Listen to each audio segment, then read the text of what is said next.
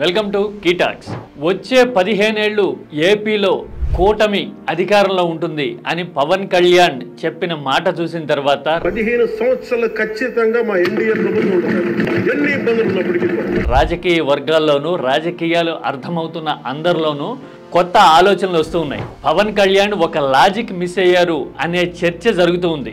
అసలు పవన్ కళ్యాణ్ చెప్పిన 15 ఏళ్ల లెక్కలోనే అల్లు అర్జున్ చెప్పినట్టు ఆ లెక్కలోనే పెద్ద బొక్క అనే చర్చ జరుగుతూ ఉంది. ఇంతకీ ఏంటా తప్పుందా ఏంట్రది డీటెయిల్ గా చూద్దాం. అసలు పవన్ కళ్యాణ్ లెక్క ఏంటి, ఏపీలో కూటమి గనక ఎక్కువ కాలం సుదీర్ఘకాలం కొనసాగితే జగన్ కి అడ్వాంటేజ్ అవుతుంది అనే అంచనాలకి అసలు కారణం ఏంటి డీటెయిల్ గా చూద్దాం. Don't forget to subscribe కీటాక్స్.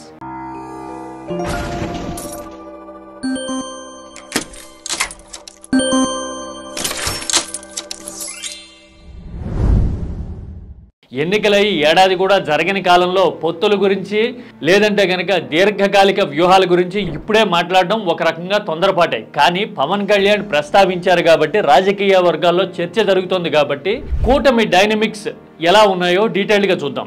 గత ఎన్నికల్లో కూటమి 56% ఓట్లు సాధించింది. 56% ఓట్లలో 46% ఒక్క టీడీపీకే వస్తే దాదాపు 7% జనసేనకు వచ్చాయి. తర్వాత మిగిలిన పర్సెంటేజ్ దాదాపు 3% పొత్తులో బీజేపీకి వచ్చాయి. ఇది కూటమి లెక్క. ఈ 56% ఓట్లన్నీ కూడా కన్వర్జెన్స్ ఎఫెక్ట్ అంటారు. అంటే పార్టీలు కలిసి ఉండటం మూలాన ఒకళ్ళ వల్ల ఇంకొకళ్ళకి వచ్చే అడ్వాంటేజ్. పవన్ కళ్యాణ్కి వచ్చిన ఓట్ల మీద కూడా కన్వర్జెన్స్ ప్రభావం ఉంటుంది. అంటే టీడీపీ మోసుకెళ్లడం మూలాన వచ్చుంటాయి. అలాగే టీడీపీకి వచ్చిన 46% ఓట్లు కూడా ఈ కన్వర్జెన్స్ ఎఫెక్టే. టీడీపీ పోటీ చేసినా గెలిచిన 134 చోట్ల కూడా జనసేన సపోర్ట్ చేయడం వల్ల ఇవి వచ్చుంటాయి. కూటమి అధికారంలోకి వచ్చిన తర్వాత ఇచ్చిన హామీలు, ప్రభుత్వ పర్ఫార్మెన్సు, జనంలో కలిగే అభిప్రాయము, అంచనాలు ఎంతవరకు అందుకున్నారు, ఇలాంటి పారామీటర్స్ అన్నిటికీ మించి రాజకీయంగా ప్రత్యర్థి పార్టీ మీద అంటే జగన్ మీద ఎలాంటి అభిప్రాయం కలిగింది, జగన్ వైఖరి మార్చుకున్నారా, సానుభూతి వచ్చిందా అనే దాన్ని బట్టి నెక్స్ట్ ఎన్నికల ఫలితాలు ఆధారపడి ఉంటాయి. అసలు ఇక్కడ ప్రతిపక్ష హోదానో లేకపోతే కూటమి కొనసాగుతుందా లేదా అనేదో అసలు ఇక్కడ చర్చే కాదు. విభజన జరిగిన తర్వాత ఏపీలో ఓడిపోతున్న పార్టీ దేనికైనా సరే 40% ఓట్లు వస్తున్నాయి. 2019లో టీడీపీ ఓడిపోయినప్పుడు కూడా టీడీపీకి 40% వచ్చాయి. 24లో వైసీపీ ఓడితే 40% వచ్చాయి. అంటే రెండు పార్టీల మధ్య కనీసం 15% అంతకంటే ఎక్కువ ఓట్ల డిఫరెన్స్ ఉంటూ ఉంది. యాంటీ ఇన్కంబెన్సీ ఓటు కనీసం తక్కువలో తక్కువ 10% ఉంటుంది. పార్టీలకు అతీతంగా పరిస్థితిని బట్టి నిర్ణయం తీసుకునే ఓట్లు 5 నుంచి 8, 10% వరకు ఉంటాయి. అంటే ఈ రెండింటినీ కలుపుకుంటే గనక 15 నుంచి 20% ఓట్లు అప్పటికప్పుడు డిసైడ్ అవుతాయి.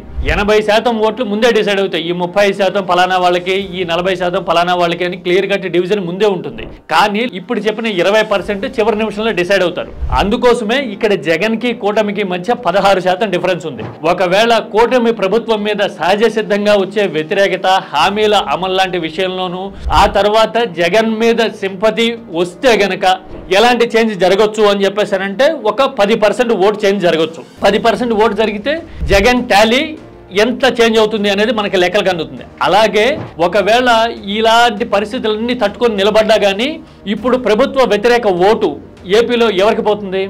ఉన్నదే 4 పార్టీలు, అందులో 3 పార్టీలు గుంపుగా ఒక దగ్గరే ఉంటాయి అనుకోండి. ప్రభుత్వ వ్యతిరేక ఓటు 10% ఉంటే అమాంతం దానివల్ల లబ్ధి పొందే పార్టీ ఏది అంటే కూటమిగా కొనసాగితే నేరుగా ఎలాంటి ఎఫర్ట్ పెట్టకుండా లాభపడే పార్టీ ఏదైనా ఉందంటే అది వైసీపీనే. ఎందుకంటే వ్యతిరేక ఓటంతా నేరుగా జగన్ జేబులోకి వెళ్ళిపోతుంది. జగన్ ప్రత్యేకమైన ఎఫర్ట్ ఏమీ పెట్టకుండా అంటే ప్రభుత్వం నాకు నచ్చలేదు అనుకునే ప్రతి ఒక్కడు 100లో 10 మంది ఉంటారు అలాంటి వాళ్ళు అనుకుంటే ఆ 10 మందికి ఉన్న ఏకైక ఛాయిస్ జగనే. ఈ కూటమిలో ఉన్న మేజర్ ఛాలెంజ్ ఇదే. ఈ విషయాన్ని పవన్ కళ్యాణ్ 15 సంవత్సరాల పాటు కూటమి అధికారంలో ఉంటుంది అని మాట్లాడుతూ ఉన్న తర్వాత ఈ లాజిక్ మిస్ అయ్యారా అనే చర్చ రాజకీయ వర్గాల్లో జరుగుతోంది. మీరేమంటారు? కూటమి కొనసాగితే జగన్కే లాభము అనే వాదనతో, ఈక్వేషన్తో మీరు ఏకీభవిస్తారా? మీ అభిప్రాయం ఏంటి? కామెంట్లో చెప్పండి. Don't forget to subscribe కీటాక్స్.